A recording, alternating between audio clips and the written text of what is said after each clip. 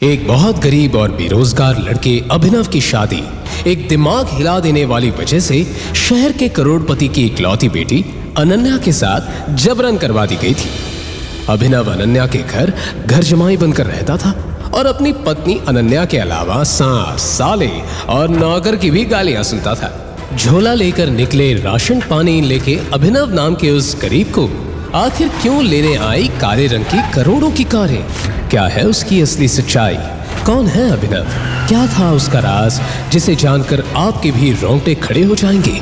जानने के लिए अभी डाउनलोड कीजिए पॉकेट FM और सुनिए द रिटर्न ऑफ टाइगर बिल्कुल फ्री। अरे ओ घर जमाई, जल्दी बाहर निकलना, बाथरूम साफ करके बाजार जाना है राशन लाने। अभिनव को पता था कि ये नौकर घर का पुराना नौकर है जिसकी इज्जत घर में अभिनव से कई गुना ज्यादा है। जी रघुया। नौकर अभिनव को 1000 रुपए और एक सामान की लिस्ट देकर बोला, जा भाग के बाजार जा और राशन लेके आ। और सुन, आज अनन्या मैडम का वो ऑफिस वाला दोस्त चिराग आने वाला है। अरे वही जिसके साथ लेट नाइट आती है। पति है ना तू उसका, है? अब दोस्त की खातिरदारी तो करनी पड़ेगी। अब देख क्या रहा, जाना। अभिनव को उस नौकर की बात पर गुस्सा आ रहा था कि तभी अभिनव का फोन बजा और स्क्रीन पर नंबर देखकर अभिनव चौंक गया क्योंकि नंबर दुबई का था। अभिनव ने फोन पिक नहीं किया था और फटाफट पैसे, सामान की लिस्ट और झोला उठाकर साइकिल से बाजार चला गया। सब्जी मंडी में अभिनव को फिर से दुबई से वो कॉल आ रहा था, लेकिन अभिनव ने कॉल को रिसीव नहीं किया और आगे जाने लगा। तभी गज्जू भाई ने उसको रोका। गज्जू भाई उस एरिया का लोकल गुंडा था। उस गुंडे ने अभिनव को भांप लिया कि वो पप्पू जैसा लड़का है, इसलिए वो उसे और छेड़ने लगा। क्या बे सूरदास, मुझसे टकराने की हिम्मत कैसे हुई भी तेरी? बेटा, अब तो गज्जू भाई से टकरा ही गया है तो इसका हर जाना तो तुझे भुगतना पड़ेगा। अभिनव उसे इग्नोर करके आगे बढ़ने लगा कि तभी गज्जू भाई ने उसे मारकर गिरा दिया। क्यों कर रहे हो आप लोग ये? साला भाई, ये तो वही घर जमाई है जिसकी एक खूबसूरत बीवी और वो अरबपति है। भाई, इसके घर में मेरा छोटा भाई नौकर है। ये बात। अभिनव इस इंसल्ट को बर्दाश्त करके सर झुकाकर आगे जाने लगा, लेकिन तभी गज्जू भाई ने उसकी कॉलर पकड़ा और बोला, फिर तो हम इसकी अरबपति बीवी को और पार्टी मनाएंगे अनन्या के साथ। ये सुनकर सभी गुंडे ठहाके मारकर हंसने लगे कि तभी अभिनव का फोन फिर बजा। क्या बे, तेरी डार्लिंग का फोन है क्या? जरा मैं भी तो सुनूं इसकी मीठी मीठी आवाज। आप लोगों को मुझे जो बोलना है बोल लो, बट ये फोन मत उठाना। ऐसा बोलते ही गज्जू भाई ने जरा भी देर नहीं की। हेलो अनन्या बेबी, बोलो। पर इसके बाद उस फोन पर गज्जू भाई से सामने वाले ने जो कहा उसे सुनकर गज्जू भाई थर थर कांपने लगा और पसीना पसीना होकर अभिनव के सामने लोट लगाकर बोलने लगा, हमें माफ कर दो भाई। अरे मैंने पहचानने में गलती कर दी आपको। तभी वहां धूल उड़ने लगी और सबने सामने देखा कि 3 काले शीशों वाली काले ही रंग की बड़ी बड़ी और महंगी गाड़ियां उन गुंडों के सामने आकर रुक गई।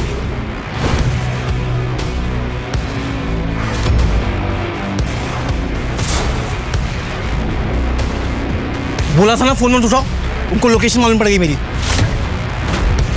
बाइक चालू कर, बाइक चालू कर। इतना कहते ही अभिनव उसमें से एक गुंडे के साथ बाइक से निकल गया। आसपास के लोग खड़े होकर यही सोच रहे थे, क्यों फोन उठाते ही आई ब्लैक कार्स। राशन किधर है? एक छोटा सा काम कहा था तुझसे, वो भी नहीं हुआ। सीरियसली अभिनव, बाजार से तुम सब्जी भी नहीं ला पाए। यू नो व्हाट, जाओ मेरे कमरे में जाके जाले साफ करो। तुम्हारे नाजुक हाथ उसी के लिए बने। यूजलेस। अनन्या अभिनव से जल्द छुटकारा पाना चाहती थी और उसे सबके सामने जलील करके वो खुद चाहती थी कि अभिनव ही उसकी जिंदगी से चला जाए कि तभी अनन्या को उसकी फ्रेंड का कॉल आया। हाँ काजल। हे अनन्या, तुम खंडाला अकरम सर की पार्टी में आ रही हो ना? वहाँ पे हमारे कॉलेज के सारे फ्रेंड्स आ रहे हैं। नहीं यार, मेरा मूड नहीं है, I am not coming. Ananya, mafia king Akram sir का इनविटेशन है, ना कहने का तो सवाल ही नहीं उठता। तुझे आना ही है और हम सब अपने अपने हस्बैंड के साथ आ रहे हैं। और तुझे ना अपने उस घर जमाई को भी साथ लाना है। तुझे उससे छुटकारा पाने का मौका मिल जाएगा। क्यों? क्योंकि वहां पे माफिया वर्ल्ड के कई लोग आने वाले हैं। यस, अभिनव को रास्ते से हटाने का ये सही मौका है। चल ठीक है, आ जाती हूँ, लेके आऊंगी उस निकम्मे पति को मेरे साथ। अभिनव ये खड़ा सुन ही रहा था कि तभी फिर से उसका फोन बजा और स्क्रीन पर दुबई का नंबर देखकर अभिनव घर से बाहर चला गया। मेरे निकम्मे पति के गांव से किसी फ्रेंड का कॉल आ रहा था। चल ठीक है, ले आऊंगी उसे अपना ड्राइवर बना के। ओके ठीक है, मिलते हैं, बाय। और अब खंडाला में कुछ ऐसा होने वाला है जो अनन्या के भी होश उड़ा देगा।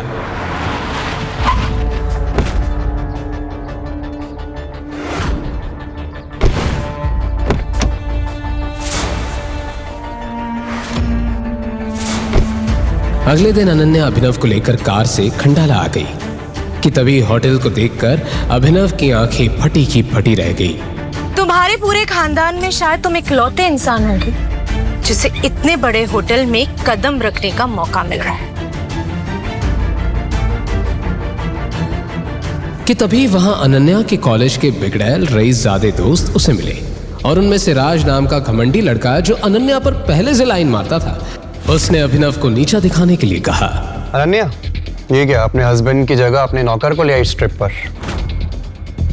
यही मेरा हस्बैंड है। व्हाट? अभिनव के सिंपल से कपड़े देखकर अनन्या के फ्रेंड्स और उनके हस्बैंड मुंह बनाने लगे, पर आज जो होने जा रहा था उसका उन्हें अंदाजा भी नहीं था। और तभी होटल का मैनेजर आया और बोला, एक्सक्यूज मी सर, अकरम सर की पार्टी शाम में, तो अभी का लंच और ड्रिंक आप अपने एंड से पे कर सकते हैं।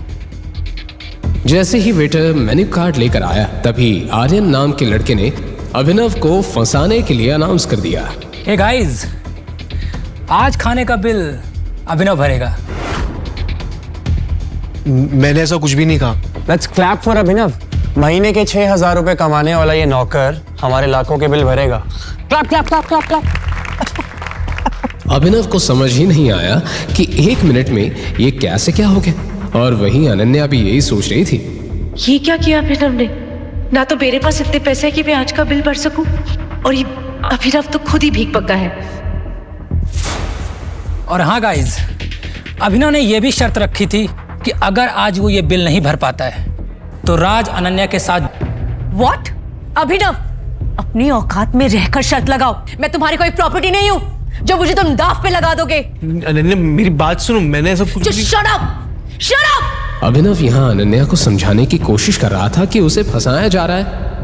अले अले अले अले, शर्त लगा करके पीछे नहीं हटते। क्या हुआ? पैसे खत्म हो गए? वेटर! राज ने अभिनव को बोलने का मौका ही नहीं दिया। होटल के महंगे से महंगे फूड और ड्रिंक्स का ऑर्डर लगाता गया। तभी काजल की नजर एक बॉक्सिंग रिंग पर पड़ी। हे राज, तुम कॉलेज टाइम में बॉक्सिंग चैंपियन थे ना? तो क्यों ना तुम्हारे और अभिनव के बीच एक फाइट हो जाए? जब तक हमारा खाना आता है तब तक हमारा एंटरटेनमेंट भी हो जाएगा। ये सुनते ही सबके कान खड़े हो गए, क्योंकि राज वाकई बॉक्सिंग का वो खिलाड़ी था जिससे दूसरे कॉलेज वाले भी कांपते थे, और राज ने अब तक 25 लोगों की नाक तोड़ी थी। तभी अभिनव का फोन बजा। अभिनव सर का फोन आ रहा है, और पता है कॉल किसका आ रहा होगा? घर के रघु काका का। फोन करके कह रहे होंगे, ए अभिनव, सफाई करके नहीं गया क्या तू? तो क्या बोलता है फिर? हो जाए, आज पता चल ही जाएगा कि अनन्या के लिए कौन बेस्ट है, तू या मैं।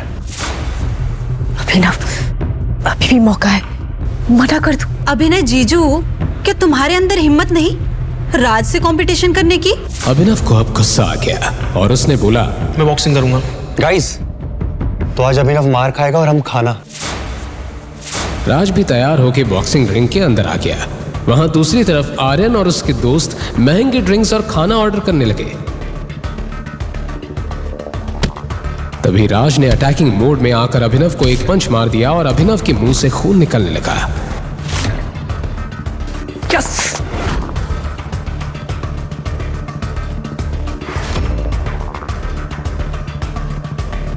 इसके बाद लगातार राज अभिनव को पंच मारता रहा और उसे हाथ उठाने का मौका ही नहीं दिया।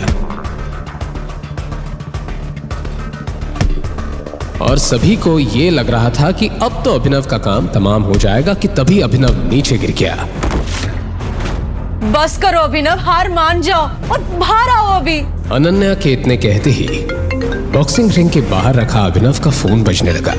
अनन्या उसका फोन ना देख ले, इस जल्दी में अभिनव उठा और जैसे राज उस पर अटैक करने ही जा रहा था कि तभी अभिनव ने राज को एक इतना जोर का पंच मारा कि राज वहीं बेसुध होकर गिर पड़ा और अनन्या की नजर अभिनव के फोन से हटकर नीचे पड़े राज पर गई। बॉक्सिंग चैंपियन राज को अभिनव ने एक ही झटके में गिरा दिया। ऐसा पंच तो कोई प्रोफेशनल खिलाड़ी ही मार सकता है। ये अभिनव जरूर कुछ छिपा रहा है। तभी अभिनव बाहर आया और अपने फोन को उठाकर उसने रख लिया। कोई बात नहीं राज, अगर उसने तुझे यहाँ हरा दिया तो टेंशन मत ले। हमने बिल इतना ज्यादा बढ़वा दिया कि उसकी 7 जन्म भी ये बिल पे नहीं कर पाएगी। सर ये रहा आपका बिल 5,40,000। क्या? कोई बात नहीं, हमारे अभिनव साहब है ना, वो सबका बिल देंगे। पर तभी अभिनव को देखकर वो वेटर थोड़ा कंफ्यूज हो गया। उसके कपड़ों से उसने उसे तुरंत जज कर लिया था। सर रिसेप्शन में आइए प्लीज। ध्यान रखना कहीं ये भाग ना जाए। अब सबकी नजरें उस वेटर पर थी। अनन्या घबराहट में पसीना पसीना हो रही थी कि आज राज न जाने उसके साथ क्या करेगा। इसके बाद जैसे ही वेटर ने अभिनव के हाथ से काट लिया और स्वाइप किया तो उसके चेहरे का रंग बिल्कुल उड़ गया। क्या हुआ? अभिनव के कार्ड में बिल्कुल भी पैसे नहीं है क्या? इसके कार्ड में पैसे नहीं है तो बता दो ना, इसकी इज्जत की चिंता मत करो। यहाँ अनन्या के चेहरे पर रंग उड़ता जा रहा था क्योंकि अभिनव ने पैसे नहीं दिए तो राज आज अपनी सारी भड़ास उस पर निकाल लेगा। आखिर बात क्या है? क्या इनके पास बिल्कुल ही पैसे नहीं है? इससे पहले कि वेटर कुछ कह पाता, अचानक होटल के मेन डोर पर कुछ Z+ सिक्योरिटी गार्ड्स आ गए और सबका ध्यान उस तरफ चला गया। लगता है कोई सेलिब्रिटी आ गया। ओह माय गॉड, ये तो मिस्टर दिग्पाल है, अकरम सर के भी बॉस। जानते हो, इनसे मिलने के लिए सालों इंतजार करना पड़ता है। जिस कंपनी में मैं मैनेजर हूँ उसी कंपनी में इन्होंने इन्वेस्ट किया है। आज तो मैंने भगवान के दर्शन कर लिए। मिस्टर दिग्पाल ने अभिनव को पहचान लिया। तुम यहाँ क्या कर रहे हो? मिस्टर दिग्पाल ने अभिनव की तरफ देखा और सबको लग रहा था कि वो उनकी तरफ देख रहे हैं कि तभी राज आगे बढ़ा। अभिनव ने मिस्टर दिग्पाल को इग्नोर किया और मेन गेट की ओर चल दिया कि तभी मिस्टर दिग्पाल ने होटल के मैनेजर से कहा, मैनेजर, इसका और सबका बिल मेरे अकाउंट में ट्रांसफर कर देना। ये कहकर मिस्टर दिग्पाल अपने रूम में चले गए। 1 मिनट में इतना सब हो गया कि किसी को कुछ समझ नहीं आया। ये मिस्टर दिग्पाल ने पी रखी है क्या? शायद ये अभिनव को कुछ और समझ बैठे। अभिनव, पैसे तो मिस्टर दिग्पाल ने दिए ना, तो शर्त तो मैं जीता। तू कहाँ जा रहा है? और इस हिसाब से तो अनन्या मेरी हुई। और आज रात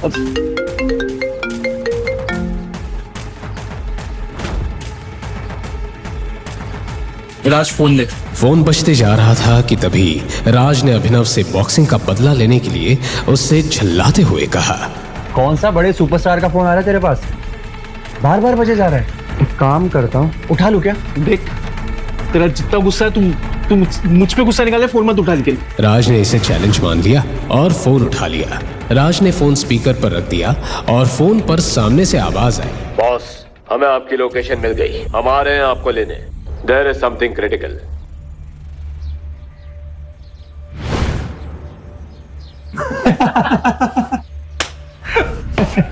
हमें किसी रिक्शे वाले, किसी कैब वाले का फोन था और वो अपने आप को कॉन्वॉय समझ रहा है। अनन्या को भी ये देखते हुए मजा आ रहा था, पर तभी हुआ ऐसा कुछ कि सभी की बोलती बंद हो गई।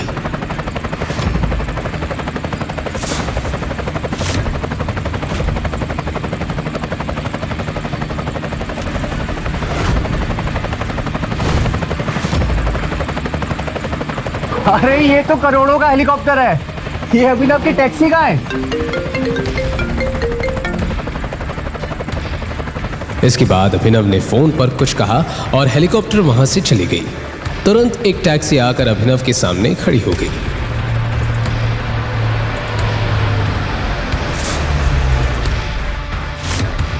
अबे खोदा पहाड़ और निकली चुईया। वही मैं कहूँ, इतने महंगे हेलीकॉप्टर में ये बैठेगा। देख टैक्सी आ गई इसकी। पर दुबई से बार बार आ रहे फोन और ये महंगी कार्स और हेलीकॉप्टर एक ऐसा राज खुलने वाले हैं जिसे जानकर आपके ही रोंगटे खड़े हो जाएंगे। अभिनव जल्दी से टैक्सी में बैठकर जाने लगा कि तभी राज और बाकी लोगों को अभिनव पर शक होता है। गाइस, वैसे किसी को पता है क्या कि वो अपनी बीवी को यहाँ खंडाला में छोड़ करके कहाँ और किससे मिलने के लिए गया है?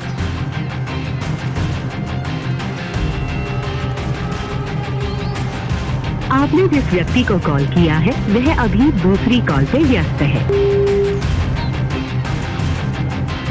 हाउ डेयर यू अभिनव, तुम मुझे बिना बताए कहाँ चले गए? अनन्या, क्या तुमने कभी कोशिश नहीं की जानने की कि तुम्हारा वो निकम्मा पति किससे बातें करता है? क्यों ना ये अभिनव का पर्दाफाश कर दिया जाए। आज उसे रंगे हाथों पकड़ ही लेते हैं। इतना कहने के बाद राज ने अनन्या की कार निकाली और सबके साथ अभिनव जिस टैक्सी में था उसे फॉलो करने लगा।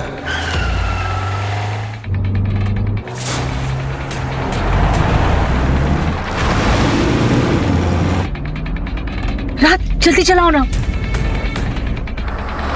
अभिनव, आज ना मैं तेरी पोल खोल कर रहूंगा। तू कहाँ जाता है और क्या क्या कांड करता है। राज और सबको लग रहा था कि आज अभिनव की असलियत सामने लाकर उसका मजाक उड़ाएंगे, पर इन्हें नहीं पता था कि इनके सामने अभिनव का आज वो सच सामने आने वाला है जिसकी इन्होंने सपने में भी कल्पना नहीं की थी। क्या है अभिनव की सच्चाई? एक गरीब घर जमाई जो सिर्फ गालियां खाने के लिए पैदा हुआ है या कुछ और? कहीं मत जाइए, इन सभी का राज खुलने ही जा रहा है। रुको रुको। अभिनव की टैक्सी को अचानक पुलिस द्वारा चेक पोस्ट पर रोक लिया गया। राज ने कार को कुछ दूर पहले ही रोककर तमाशा देखना शुरू किया।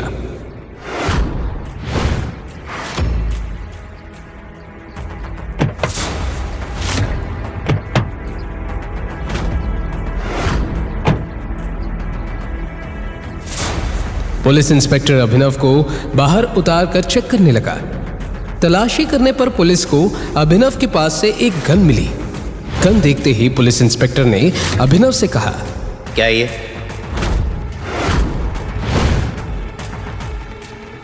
गन कहाँ से आई तुम्हारे पास? लाइसेंस कहाँ है इसका? ये अभिनव के पास गन कैसे आ सकती है?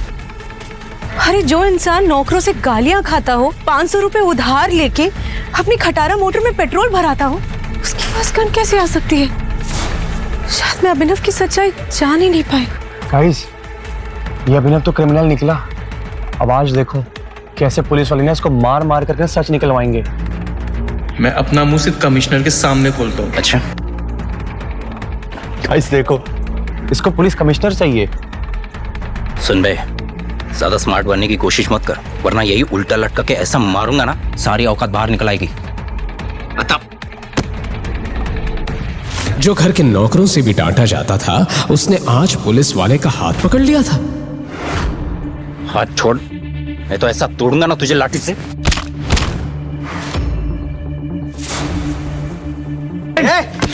ये चिल्लाहट सुनते ही आसपास के सब पुलिस वाले भी घूम गए। अनन्या और राज के भी होश उड़ गए। अरे कोई कमिश्नर साहब को बुलाओ, ये आदमी पागल हो गया है। इतना हंगामा मचा कि तभी वहां सबको एक पुलिस सायरन सुनाई दी।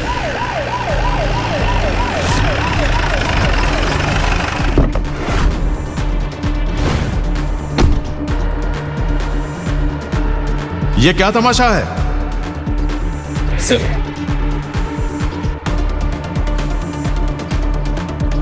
इन पर क्यों हाथ उठाया? कमिश्नर को देखते ही सबके चेहरे सफेद पड़ गए और जिस अभिनव को अभी तक बेइज्जती मिल रही थी, उसके सामने अब पुलिस भी खड़ी कांप रही थी। ये अभिनव की कमिश्नर तक पहचाने, पर कैसे? यहाँ अनन्या और बाकी लोगों के साथ पुलिस इंस्पेक्टर का दिमाग भी घूम रहा था। तुम्हें अपनी नौकरी से प्यार है या नहीं? किसने पकड़ा इनको? लेकिन सर, इसके पास इनके पास ये गन मिली सर। तो क्या हुआ? सेल्फ डिफेंस के लिए है और मैंने ही गिफ्ट की थी ये गन बर्थडे पे। बर्थडे पे? पर अभिनव तो अपने बर्थडे पे अपनी मम्मी की सैंडल ठीक करवाने गया था और इसी बीच कमिश्नर ने उसे गन भी गिफ्ट कर दी। मैं सपना तो नहीं देख रही ना? अनन्या और बाकी सब कुछ भी समझ नहीं पा रहे थे कि तभी कमिश्नर ने अभिनव को उसे बाइज्जत जाने दिया।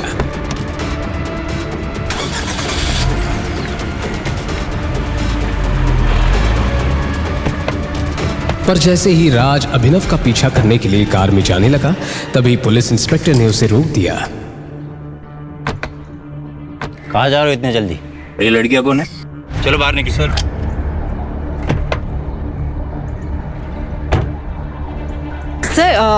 वो हम अभिनव जी के साथ है, तो वो जहाँ जा रहे हैं हम भी वही जा रहे हैं। अच्छा ठीक है, तुम लोग जाओ।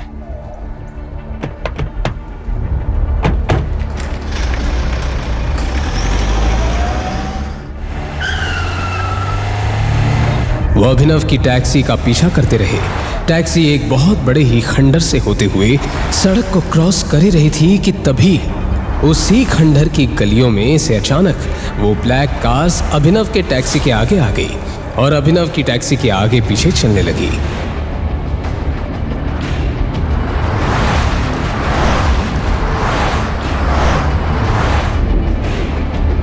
तभी वो 3 ब्लैक कार अभिनव के टैक्सी के साथ चलने लगी।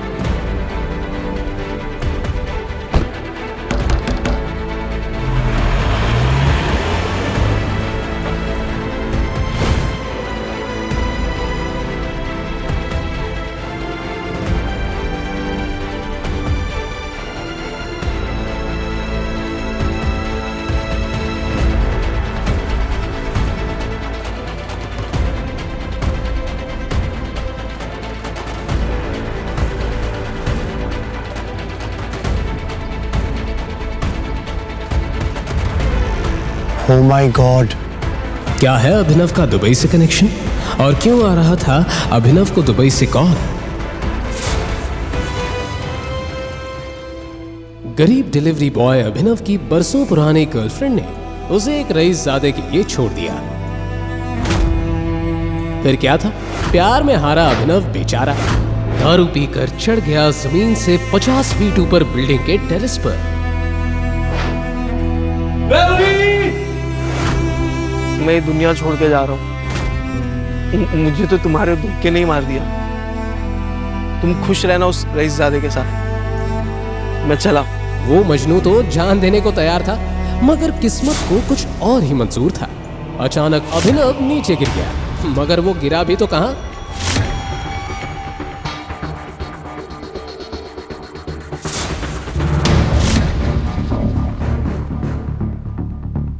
लड़की का बिस्तर।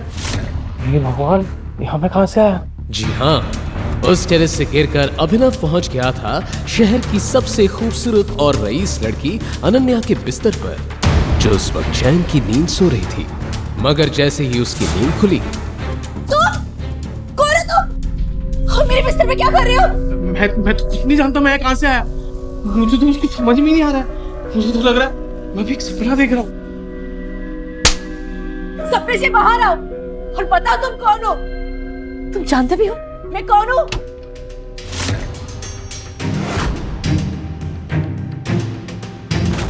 ओह माय गॉड, ये सब क्या चल रहा है बहना? ये भिखारी तुम्हारे बेडरूम में क्या कर रहा है? रंग रलियां बनाई जा रही हैं। सनी, तुम यहाँ क्या कर रहे हो? वैसे सवाल तो मुझे करना चाहिए बहना कि ये फटेहाल सा बंदा तुम्हारे बेडरूम में क्या कर रहा है? देखो भाई, मुझे तो खुद भी नहीं मालूम यहाँ कैसे आया। मुझे सिर्फ इतना है कि मैं टेरेस पे था, फिर। चुप करो, अभी पुलिस आएगी ना तो सारी सच उगलवाएगी तुमसे। ना बहना, पुलिस से कुछ ना कहना। शायद भूल रही हो आप सिंह परिवार की मर्यादा। सिंह परिवार के सारे फैसले एक इंसान लेता है, the great king Hardev Pal Singh, यानी कि हमारे पूजनीय दादाजी। दादाजी का नाम सुनते ही अनन्या के माथे पर पसीना आ गया।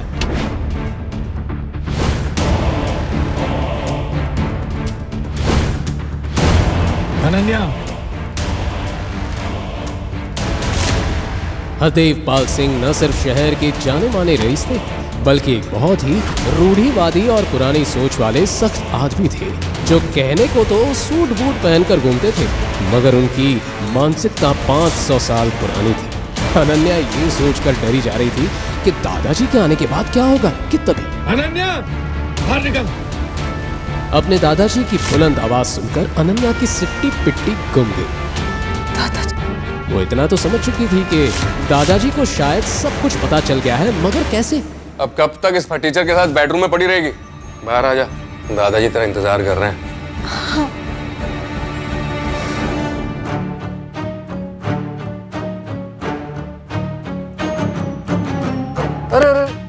अरे आप कहाँ जा रहे हैं भैया? सुनो, बड़े बुजुर्ग सच ही कहते हैं कि दारू सेहत के लिए हानिकारक होती है। अब देख, तेरी दारू आज तुझे कहाँ ले आई? और मेरी बहन को मेरे दादाजी के गुस्से से कौन बचाएगा? और तू साले डिलीवरी बॉय, तेरी तो ऐसी की तैसी हो गई।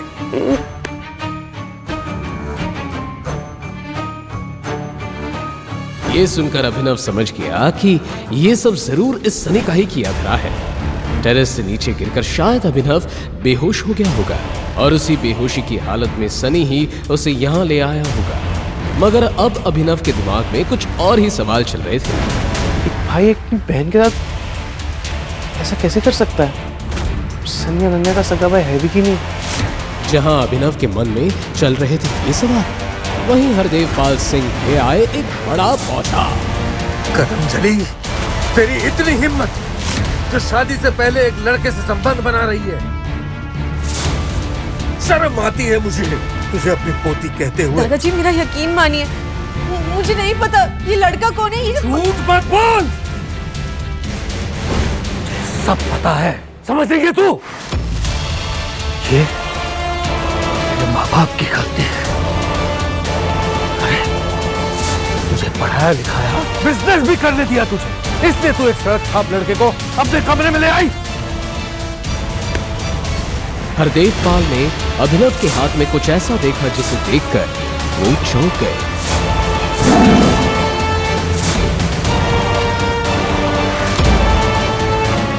आपको शर्म आनी चाहिए, एक दादा होकर अपनी पोती पे हाथ उठा रहे हो, उसको इतना घिनौना इल्जाम लगा रहे हो। अकल ठिकाने है कि नहीं आपका? अचानक पूरे कमरे में सन्नाटा छा गया। आज तक किसी ने भी हरदेव पाल से ऐसे बात नहीं की थी, और यहाँ एक मामूली सा डिलीवरी बॉय शहर के जाने माने रईस से जुबान लड़ा रहा है। साले तेरी इतनी हिम्मत, मेरे दादा से जुबान लड़ाता है? गोलियों से भून डालूंगा तुझे। सनी छोड़ दे इसे।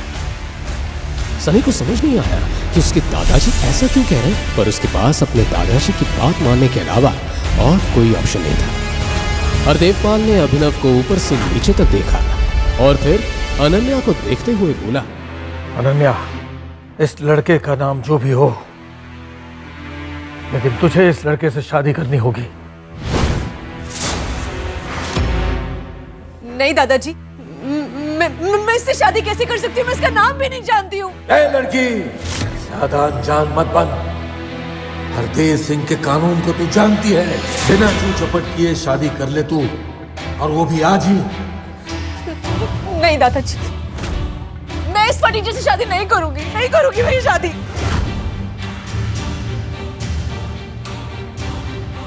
तो ठीक है सनी, अपनी बहन को फार्म हाउस ले जाओ, जिंदा गाड़ दो उसे। ये सुनकर अनन्या सिहर उठी वो जानती थी कि जो हरदेव कह रहा है वो करवा भी सकता है, क्योंकि इससे पहले भी सिंह खानदान में जिस किसी ने भी हरदेव पाल सिंह के कानून की खिलाफत की, उसका यही अंजाम हुआ है। अनन्या भी अब अपने दादा के सामने लाचार हो गई थी। वहीं अभिनव जानता था कि अगर उसने अनन्या से शादी नहीं की तो एक मासूम लड़की उसकी वजह से अपनी जान से हाथ धो बैठेगी। फिर क्या था, 1 घंटे के अंदर ही उसी हॉल में अनन्या और अभिनव की शादी हो गई। शादी की पहली रात अनन्या की जुबान पर बस एक ही सवाल था। नाम क्या है? अभिनव, बट मेरे पापा मुझे प्यार से जो भी बुलाते हो मुझे फर्क नहीं पड़ता। और हाँ, एक बात ध्यान से सुन लो, कि शादी शादी नहीं, एक मजबूरी है। भले दुनिया के लिए हम पति पत्नी हो, पर इस कमरे में हमारा रिश्ता सिर्फ 2 अजनबियों का है। अभिनव भी जानता था कि महलों की रानी अनन्या का उसके जैसे डिलीवरी बॉय से क्या मिले, पर वो ये नहीं जानता था कि अगर भगवान ने उन दोनों को मिलवाया है तो उसके पीछे कोई ना कोई कारण जरूर होगा। आज मेरे दोस्त अकरम के जन्मदिन की पार्टी है और अनन्या, तुम उस पार्टी में हमारे नए दामाद को अपने साथ लेकर के जाओगी। वैसे तो अनन्या उस पार्टी में नहीं जाना चाहती थी, मगर दादाजी का हुक्म टालना उसके लिए नामुमकिन था। मजबूरी में अभिनव को भी अनन्या के साथ जाना पड़ा, मगर वहां उसका सामना उससे हुआ जिसे देखकर वो पूरी तरह से चौंक गया।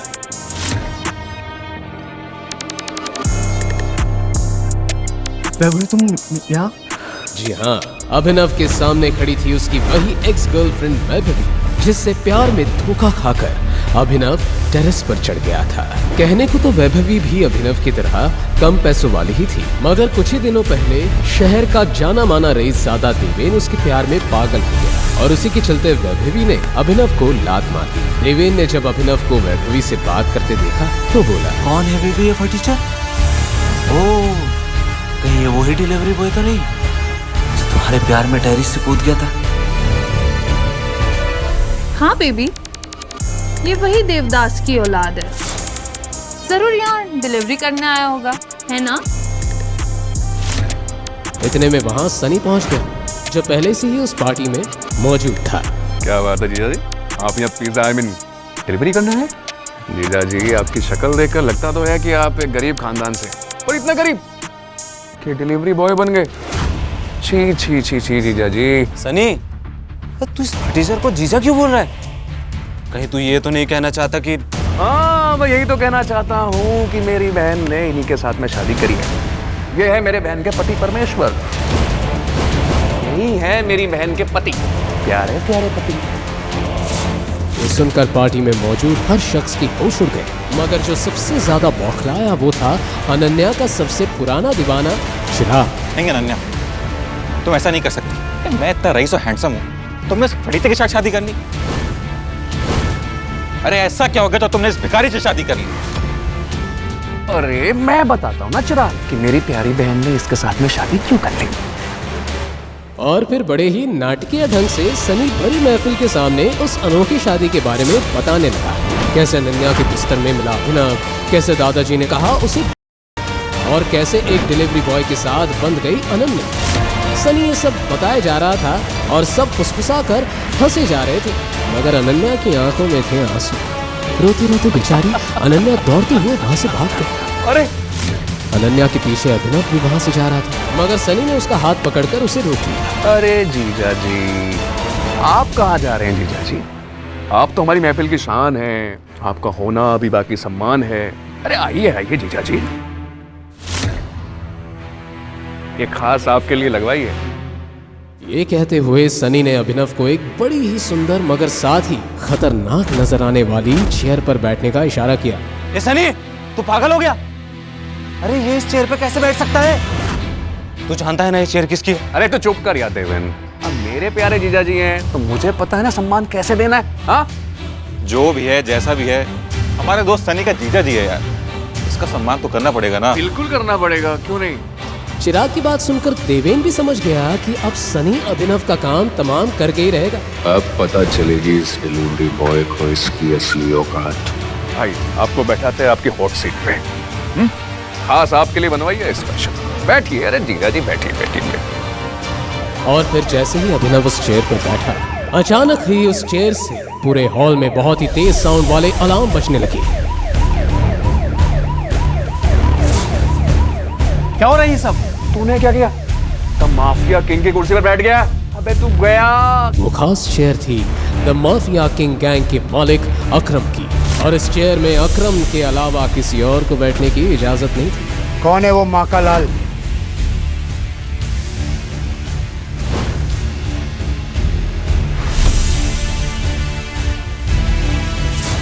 जिसने माफिया किंग की कुर्सी पर बैठने की हिमाकत की? सूट बूट पहने, हाथों में एक इम्पोर्टेड सिगार लिए, अब खुद अकरम वहां पहुंच गया था। अलार्म्स की आवाज सुनकर वो समझ गया था कि किसी ने द माफिया किंग की कुर्सी में बैठने की गुस्ताखी की है। तू है वो हरामजादा। अब तुझे अकरम की कहर से कौन बचाएगा? सर मुझे माफ करो, इस चेयर के बारे में मुझे कुछ नहीं मालूम था। जहां अभिनव अकरम के आगे गिड़गिड़ा रहा था, वहीं अकरम की आंखें अभिनव की अंगूठी पर टिकी हुई थी, जिस अंगूठी में टाइगर बना हुआ था। उस अंगूठी को देखते ही अचानक अकरम के चेहरे पे छाया हुआ गुस्सा खौफ में बदल गया, मानो उस अंगूठी को देखकर अकरम को कुछ याद आ गया हो। टाइगर, टाइगर, मुझे माफ कर दो। मैंने तुम्हें पहचानने में गलती कर दी बेटा। Really sorry. अरे अकरम अंकल, आप इस फटीचर के सामने हाथ क्यों जोड़ रहे हैं? अरे फटीचर! साला किसको बोला बे? ये कुर्सी भी इसकी है और ये कारोबार भी इसका है। ये है हमारे माफिया किंग का असली मालिक, हमारा टाइगर। तो ये है रियल टाइगर। आपने आखिर क्यों अभिनव के आगे अकरम जैसे खतरनाक डॉन ने घुटने टेक दिए? क्यों अकरम अभिनव को कह रहा था टाइगर? क्या याद आया था अकरम को अभिनव की उस अंगूठी को देखकर? और अब क्या नया मोड़ लेने वाली है अभिनव और टाइगर की कहानी? अकरम को अपने पैरों में झुकता देख अभिनव के दिमाग में आया कि कहीं उसका राज अनन्या के सामने ना आ जाए, इसलिए उसने अकरम को अपने पैरों से उठाते हुए घूरा, जिससे वो समझ गए कि टाइगर अपनी असली पहचान सबके सामने नहीं लाना चाहता। तभी अभिनव ने उनसे कहा, क्या यार अकरम भाई, आप भी बहुत मजाकिया हो, आदत गई नहीं आज तक।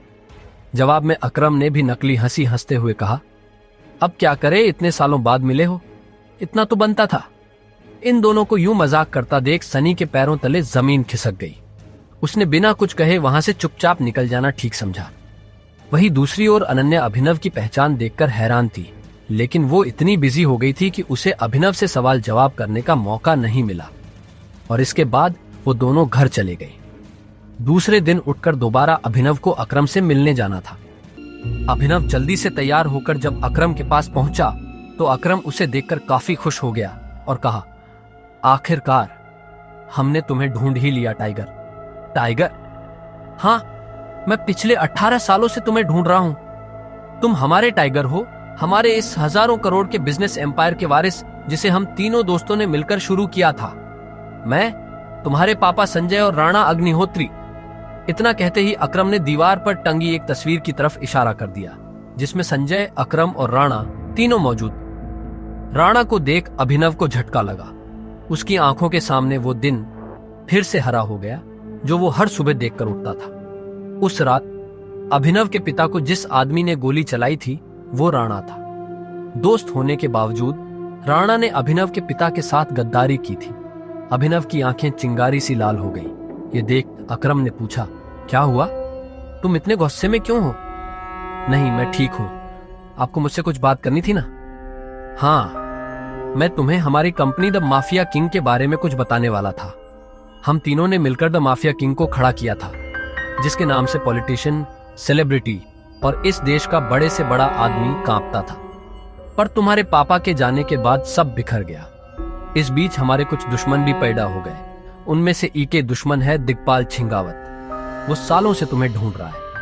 वो तुम्हें मारकर हमारा नामो निशान मिटा देना चाहता है। फिलहाल द माफिया किंग का सारा काम राणा का बेटा मोंटी संभाल रहा है, लेकिन अब से कंपनी के कुछ फैसले तुम्हारे हाथों में होंगे।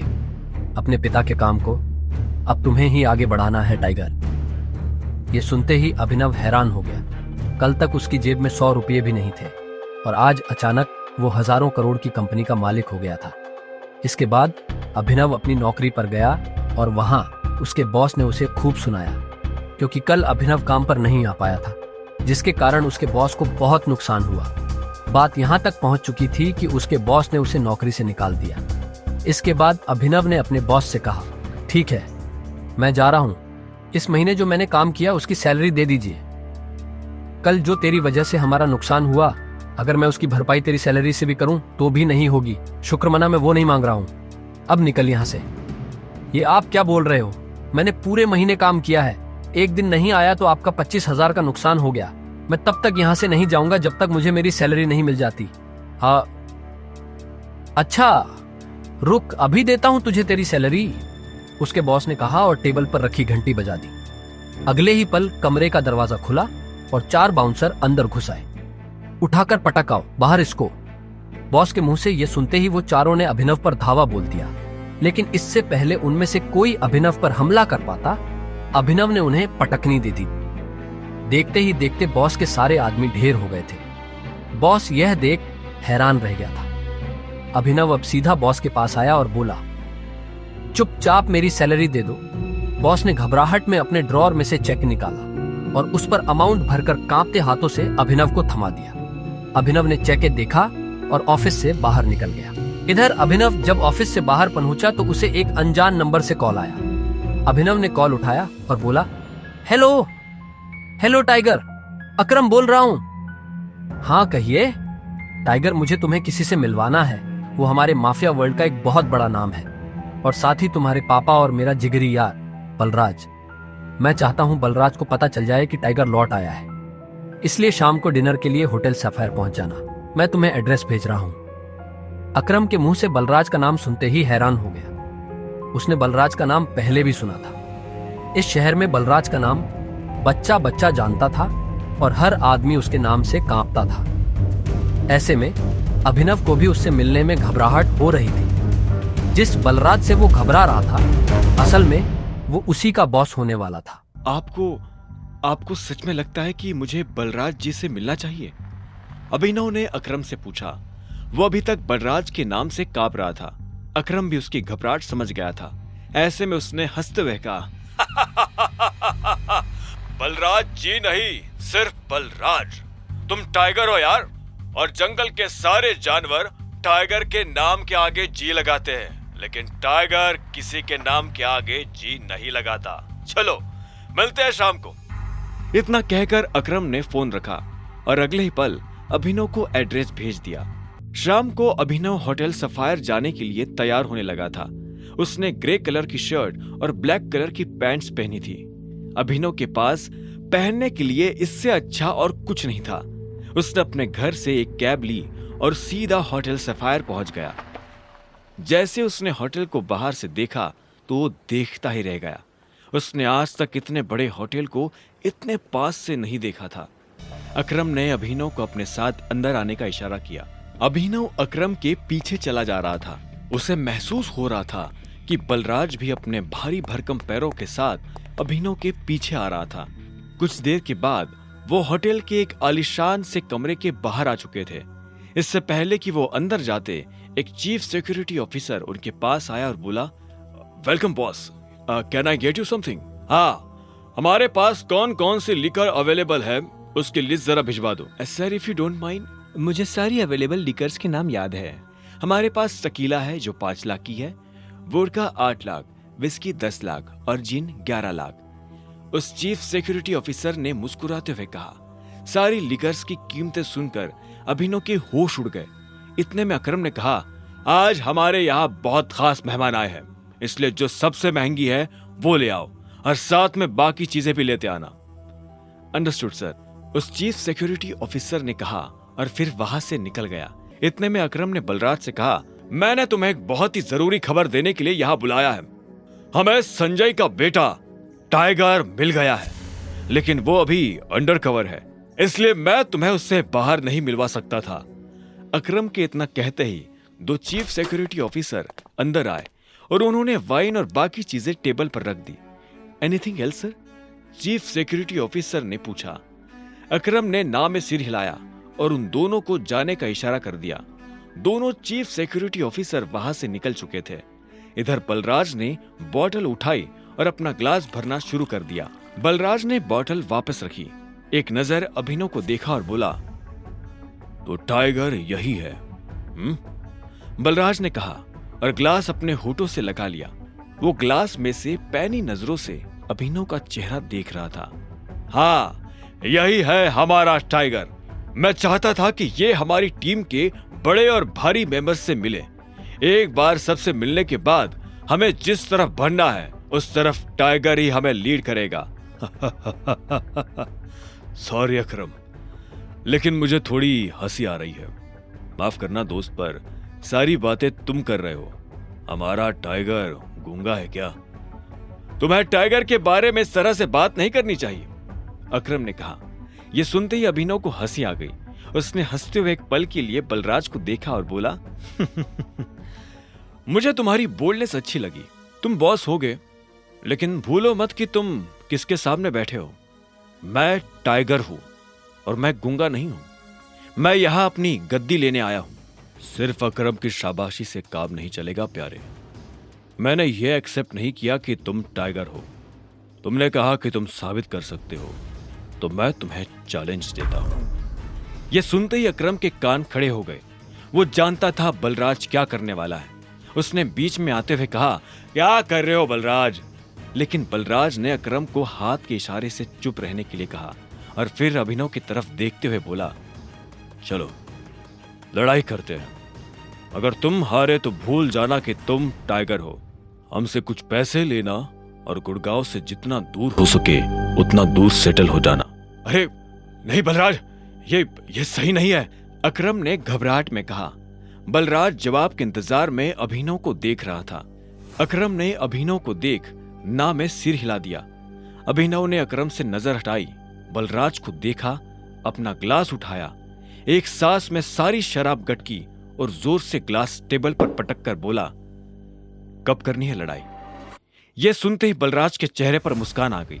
अकरम के होश उड़ गए थे। क्या? नहीं टाइगर, होल्ड होल्ड, तुम्हें कुछ भी साबित करने की जरूरत नहीं है, अकरम ने अभिनव से कहा। वो अभिनव को किसी तरह की परेशानी में नहीं डालना चाहता था। अकरम, मैं जो कर रहा हूं अपनी मर्जी से कर रहा हूं। बलराज जो आज मेरे मुंह पर बोल रहा है, मैं नहीं चाहता कि कल को कोई भी एरा गेरा मेरे पीठ पीछे बोले, अभिनव ने कहा और बलराज की आंखों में देखने लगा। जब अकरम ने अभिनव की आंखों में संजय जैसे तेवर देखे तो उसने गहरी सांस ली और सब ऊपर वाले के भरोसे छोड़ दिया। लगभग 1 घंटे के बाद बलराज अभिनव और अकरम के साथ अपनी प्राइवेट अरीना में आ गया था। यह वही अरीना थी जहां पर बलराज अक्सर लड़ाई किया करता था। तो अकरम मियां, किस पर दाव लगाओगे, मैं या ये? बेवकूफी भरा सवाल है बलराज। टाइगर के होते हुए किसी और पर दाव लगाया जा सकता है क्या? अकरम ने जवाब दिया। बुरी तरह पछताओगे, मुंह छिपाने की भी जगह नहीं मिलेगी, बलराज ने हंसते हुए कहा और रिंग में दाखिल हो गया। दोनों के बीच लड़ाई शुरू हुई और बलराज चिंघाड़ते हुए अभिनव की तरफ दौड़ा। उसने जैसे ही अभिनव पर पहला मुक्का मारा तो अभिनव एक बार को सन्न रह गया। बलराज किसी हाथी जैसा लग रहा था। उसका मुक्का अभिनव की नाक तोड़ता उससे पहले अभिनव को होश आया और उसने अपना सिर नीचे झुका लिया। बलराज का मुक्का खाली गया और वो पलटकर अभिनव को देखने लगा। उसके चेहरे पर हंसी थी। बलराज फिर से भागते हुए अभिनव की तरफ आया। उसने फिर से हवा में मुक्का ताना। अभिनव ने फिर से अपना सिर झुकाया और बलराज की पीठ पर घुमाकर एक लात मार दी। बलराज धक्का खाकर रिंग पर गिर गया। इधर अभिनव दूसरे कोने में खड़ा हो गया था। बलराज को इस बार गुस्सा आया। वो फिर से तेजी से अभिनव की तरफ बढ़ा और अभिनव ने झुककर उसके पैर पर लात मार दी। बलराज अपने आप को संभाल नहीं पाया और फिर से नीचे गिर गया। ये देख अकरम को मजा आ गया। उसने बलराज से कहा, सरेंडर कर दो बलराज, क्यों अपना रिकॉर्ड खराब कर रहे हो? मैं बाहर किसी से नहीं कहूंगा कि तुम टाइगर से हारे थे। बलराज ने गुस्से में फर्श पर अपना हाथ मारा और झटके से खड़ा हो गया। इसके बाद उसने एक के बाद एक अभिनव पर मुक्के बरसाना शुरू कर दिए। अभिनव ने अपने आप को उसके मुक्कों से बचाया और आखिर में जैसे ही बलराज का मुक्का अभिनव के चेहरे पर पड़ने वाला था, अभिनव ने उसे रोका और बलराज के पेट में एक मुक्का मार दिया। बलराज दर्द के मारे नीचे झुका। इतने में अभिनव ने बलराज के पीछे आकर अपने दोनों हाथ उसकी कमर में कसे और उसे हवा में उठा दिया। ये देख अकरम का मुंह खुला का खुला रह गया था। आखिर में अभिनव ने बलराज को एक पल के लिए हवा में थामा और फिर उल्टा पटक दिया। बलराज के मुंह से चीख निकल गई। ये कहां से सीखा? कहीं से नहीं, ये टाइगर को विरासत में मिला है, उसकी गद्दी के साथ, अभिनव ने कहा। इतने में अकरम ने उसके पास आकर अभिनव को गले से लगा लिया और बलराज को चिढ़ाते हुए बोला, tiger tiger tiger tiger. Balraj की कमर में मोच आई थी, पर उसने हंसते हुए अभिनव से कहा, चलो शराब पीते हैं, आज की पार्टी मेरी तरफ से। इस बात पर अकरम ने कहा, ऐसे नहीं, ऐसे पूछो कि टाइगर, क्या आप मेरे साथ शराब पीना पसंद करेंगे? क्या आप मेरे साथ शराब पीना पसंद करेंगे मेरे टाइगर? बलराज ने कहा और अभिनव के सामने नीचे झुक गया। अभिनव ने मुस्कुराते हुए बलराज को उसके कंधे से पकड़कर ऊपर उठाया और बोला, क्यों नहीं। ठीक इसी वक्त अभिनव का फोन बज उठा। उसने देखा अनन्या का फोन था। हाँ अनन्या, मेरे मम्मी पापा वापस आ गए हैं। जो कुछ भी हुआ उसके बारे में उन्हें पता चल चुका है। वो तुमसे मिलना चाहते हैं। तुम अभी के अभी मेरे दादाजी वाले घर आओ। अभिनव ने फोन जेब में डाला। इतने में अकरम उसके पास आया और बोला, क्या हुआ, सब ठीक है? हाँ अकरम, सॉरी बलराज, लेकिन मैं तुम्हारे साथ नहीं आ पाऊंगा। मुझे अभी अपने ससुराल जाना पड़ेगा। मेरे सास ससुर आए हुए हैं। ससुराल? तुमने शादी कब की? बलराज ने चौंकते हुए कहा। लंबी कहानी है, फिर कभी बताऊंगा, अभिनव ने जवाब दिया। बलराज ने आगे कहा, वैसे अकरम, हमें मोंटी को बुलाकर बता देना चाहिए कि नहीं, अभी नहीं। जब तक चीजें साफ नहीं हो जाती तब तक किसी को भी भनक नहीं लगनी चाहिए कि टाइगर लौट आया है। मोंटी जो कर रहा है उसे करने दो, अकरम ने कहा। इतने में अभिनव ने कहा, चलो मैं निकलता हूं। अकरम, तुम्हें याद है ना, मुझे कल से एक नई नौकरी। हाँ, तुम कल ऑफिस आ जाओ, मैं अपने सेक्रेटरी को बोल दूंगा, तुम्हारा काम हो जाएगा। ये सुन अभिनव ने अकरम और बलराज से हाथ मिलाया और वो बाहर आ गया। उसने अपने जाने के लिए एक कैब बुक कर ली थी। जैसे ही वो कैब में बैठने वाला था कि इतने में अकरम भागते हुए उसकी तरफ बढ़ने लगा। अभिनव ने देखा उसके हाथ में कुछ था। इतने में अकरम पास आया और उसने एक छोटा सा बैग अभिनव को थमा दिया। इसमें क्या है?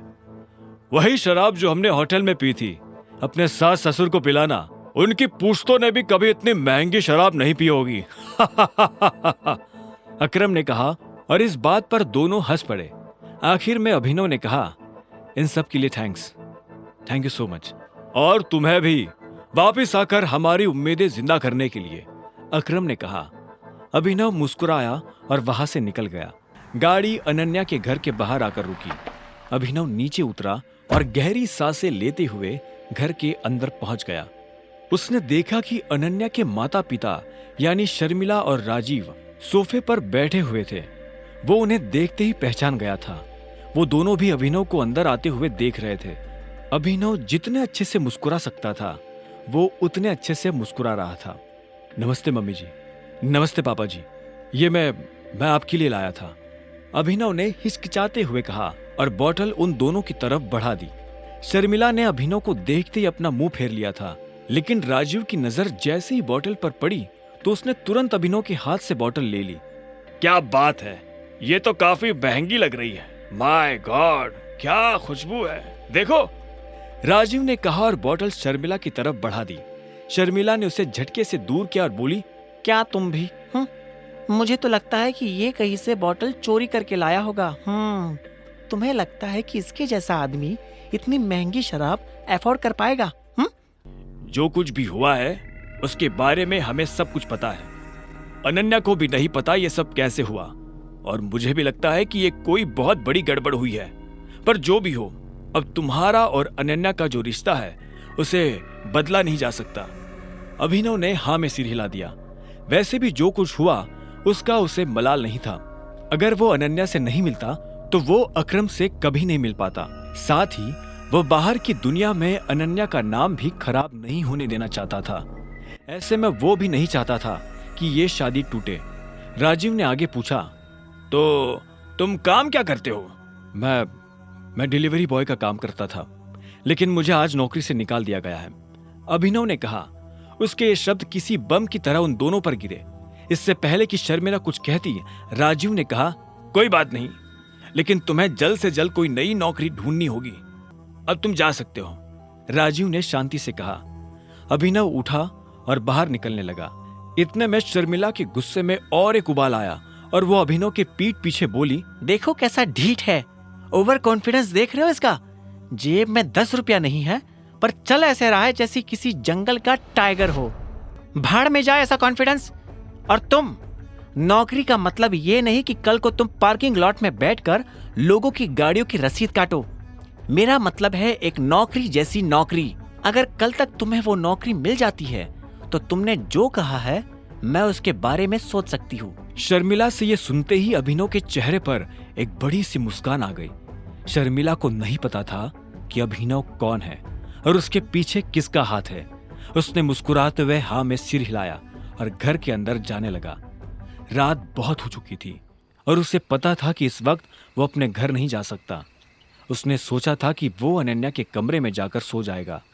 क्या है, रात हो गई है, मैं अपने घर नहीं जा सकता, मुझे सोने के लिए जगह चाहिए। तो क्या, तुमने मुझे यहाँ मम्मी पापा से मिलने के लिए बुलाया था ना, तो अब तुम जगह दो। तुम्हें क्या लगता है मैं तुम्हें फिर से अपने कमरे में आने दूंगी? तो और मैं कहाँ जाऊंगा, मुझे नहीं पता। अनन्या ने दरवाजा बंद किया और दूसरी तरफ से चिल्लाते हुए बोली, नौकरों की जगह मालिकों के कमरों में नहीं, घर के स्टोर रूम में होती है। यह सुनते ही अभिनव को बुरा लगा, पर वो कर भी क्या सकता था। उसने बस बंद दरवाजे को देखा और हताशा से अपना सिर हिलाने लगा। आगे की कहानी जानने के लिए देखें अगला एपिसोड सिर्फ पॉकेट एफएम के यूट्यूब चैनल पर, और द रिटर्न ऑफ टाइगर के सारे एपिसोड्स को सुनने के लिए डिस्क्रिप्शन में दी लिंक से डाउनलोड करें पॉकेट एफएम ऐप।